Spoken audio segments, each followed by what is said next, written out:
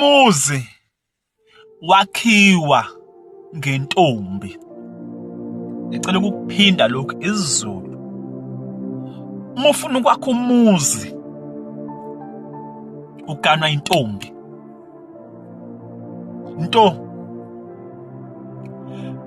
Umuntu ukofanele ukwakha umuzi. Akuyena umuntu omithisile washiya kanjalo. Akuyena umuntu ophuce ingane zabantu umntombi. Lo muntu usekude nokwakha umuzi. Lo muntu kusamele alungise amacala akhe noma ke akhe umuzi nale ngane ayiphuca umntombi wayimithisa. Kodwa nje methu yena uzibona efanele intombi kodwa futhi unamacala le awenzile umithisile all over. Lo muntu akumfanele ukwakha umuzi. Ngikhuluma mina ngomuntu okumfanele ukwakha umuzi. Umuzi wakhiwa ngentombi. Okusho ukuthi uma uqala ukuganwa kumele uganwa intombi nto. Sike sibezwe ke bezama ukudipha.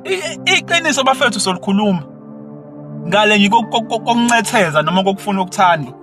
Yabo, sike sibezwe ke abanye bedebate bethi, "Hayi, ayikho le nto le, into ebalekile umqondo womuntu osifazane, mina ngino matric, mina ngine degree, mina ngisebenza ebank, nonsense yonke le nto leyo." Endodeni yangempela. Umuzi wakhiwa ngentombi. Sokutshela ukuthi why sithi wakhiwa ngentombi. Yabona into ingane entombazane noma intombi ekwazile ukuthi izigcine. Yaziphatha kahle. Yalalela uyise, yalalela unina, which is onkulunkulu bayo basemhlabeni. Uma le ntombazane isiswapha iza kuwena, wena ophenduka uNkulunkulu wayo wena ndoda. Kusho ukuthi nawe izokulalela vele. Kodwa mihluleka ukulalela onkulunkulu bayo basemhlabeni, which is uma wayo nobaba wayo, yahluleka ukubalalela, yajomba yaphuma ngewind, yahamba yoneka umfana noma usikhotheni inkomo ezu11. Lo muntu ngimenzela utho wena. Ucathi uzomenzani? Wahamba wayoshiya igugu lakhe, igugu labazali bakhe, wayinika umfana. Wena uzomenzani ke wena? Umuphi lo muzi uzowakha naye? Waphula umthetho kaNkulunkulu ukuthi ungayi ocansini ungashadile. Uzomenzani lo muntu? Umuzi wakhiwa ngentombi. Ungakwenza konke nje umuntu osifazane uyiduduze uthi mina ngifundile, mina ngiyasonta, akusho konke lokho. Muhluleke ukulalela izwi labazali bakho, wahluleka ukuyigcina. Ngeke kufane. Lokho nje kumele sikukhulume because manje kunabantu abadunga izingane zamantombazane benze ngathi ukuyiphatha kahle nokungayiphathi kahle kuyafana. Akubalekile ukuyiphatha kahle, into ebalekile i-degree, into ebalekile u-matric. Kubalekile ukuthi ingane yentombazane iziphathe kahle. Ukuyiphatha kahle kwengane yentombazane kuyayakha. Lo muntu njengoba evikele igugu lakhe engaphansi kwesandla sabazali bakhe, uyise nonina, which is bamele uNkulunkulu, noma eseganile uzokwazi ukuvikela amagugu alomuzi awakhayo nendoda.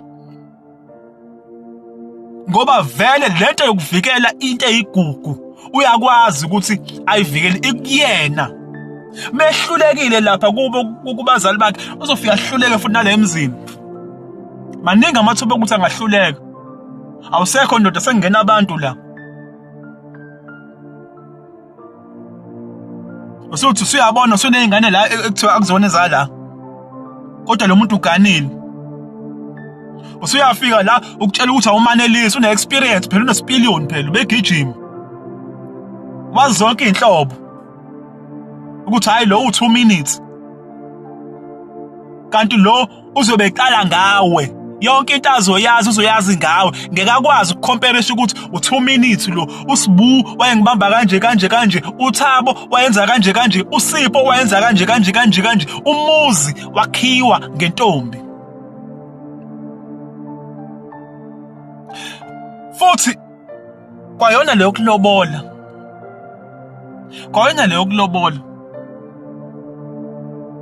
Sometimes isidima sakho ndoda muwakha umuzi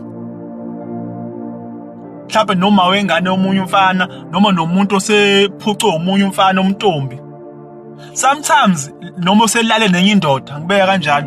Sometimes isidima sakho siyajivazeka. Ngoba uthi uhamba la uyiqhenya kunomuntu owaziyo umzimba kankosikazi wakho, uyishaya isifuba. It's even worse kume khona esaphila mhlawumbe noma baba wengane noma it's even worse. Uyishaya isifuba uthi usibani bantu waqalwa yimina ngiyamazi. Ngoba phela njengoba benengane ayimananga yawe ezulwini ingane babe busy ongampela for free.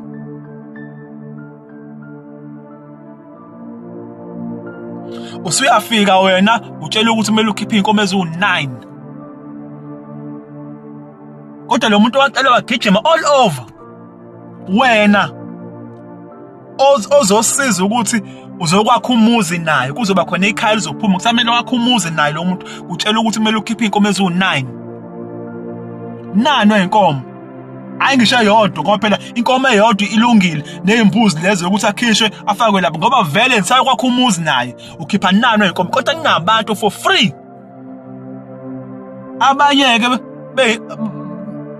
beyinsizwa la ngazo kusuke sekwenze njani azakhiphe ngisho inkomo kaMa engayificanga inkomo kaMa ethela abantu bakubo ngehlazo ngoba uthi ngiyamthanda nje.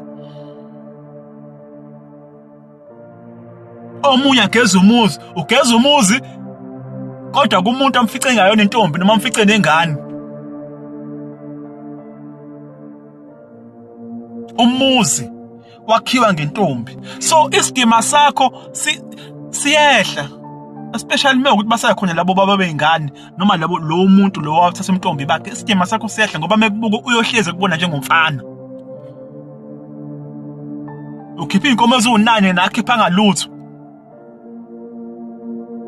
That is why kukhona umthetho owashawa kodwa unfortunately it's disappointing noma kubhlungu ukuthi lo mthetho awuqinisiwe kakhulukazi eindaweni zamakhosi. Lo mthetho owukhona eindaweni zamakhosi. Lo mthetho sasiphila ngawo but manje umthetho usaqinile. Imuphi lo mthetho na? Ake sibuke la.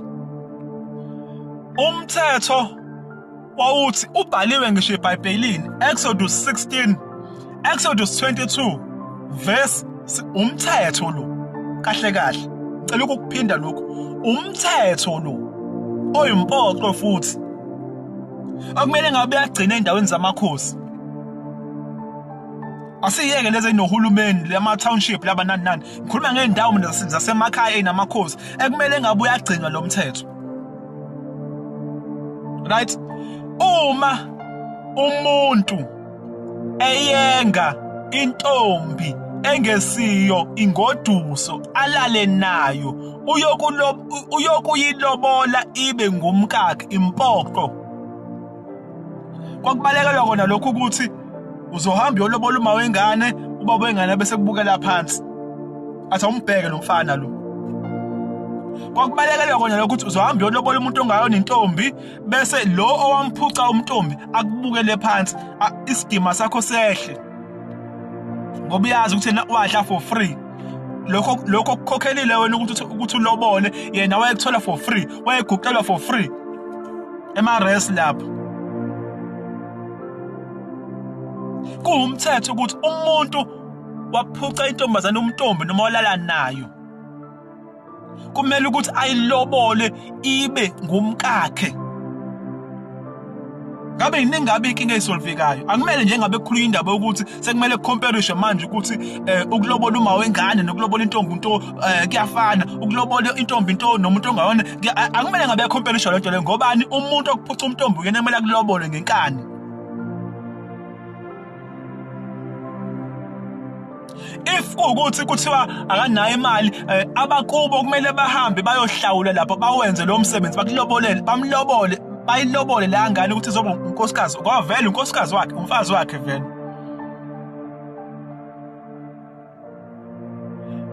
Thina besasithina kukhona indawo zamakhosi uthola ukuthi abakubo kantombazane bazoya kubo kamfana beyobika isisu. Mebebika isisu bafike balibike icala kube ukuthi abakubo kamfana bazobuya bezohlawula icala bese benza umsebenzi uphelele bayilobole lo ngane izoba unkosikazi wakhe lo mfana kuba unkosikazi wakhe wokuqala lo mfana lo yomithisini. If kukuthi bayagoloza bakubo kwamfana icala lihambe liyobikwa enkosini. Ingakho ngithi endaweni zamakhosi sometimes umthetho kubuye ngathi awusaqinile kakhulu. If kukuthi abomndeni bagoloza lihambe icala liyohlala kephi enkosini, inkosi ibeke i-ultimatum ukuthi kwaphela isikhathi sokuthi ingalungisiwe lento le ngiyanidingisa endaweni yami, phumani endaweni yami ngoba niphula umthetho wokuphila, niphula umthetho wesintu. Badingiswe ngempela endaweni. Ngaleso sizathu babe bancane abantu ababemithisa bashiye kanjalo. Babe bancane abantu abaphuca intombi umntombi bazo bashiye kanjalo ngoba oqinile umthetho kumakhosi. Mhlawumbe asakhona sakwenza lokho but nje akunzima, kunzima kakhulu. Umuzi wakhiwa ngentombi nto. Zingane zamantombazane kubalekile ukuyiphatha kahle. Lingadlali laba abaloku benikhohlisa bese kuyafana. Ukuyiphatha kahle kwengane yentombazane kubalulekile. Iqiniso nje lelo elemsulu. Sabonga kakhulu.